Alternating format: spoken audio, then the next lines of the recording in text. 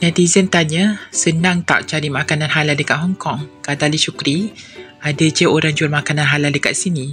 Tapi kena pandai cari dan hati-hati jugalah.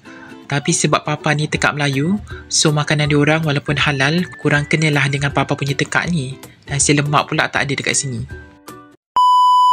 Makanan halal, sebab orang kata makanan ni tak halal. Kau tengok kat sini, semua halal. Ni orang Iran ni. Iran semua ya. Yang paling halal sekali? Kau, ni yang paling halal. Yang paling halal sekali. Macam chicken dekut dah matak. Dia taruh pudina, macam tak nak bagi orang minum.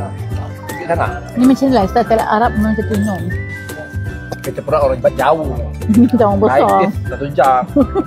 Luas perjalanan, luas lagi mata memandang. Itulah bila kita pergi travel ke luar negara.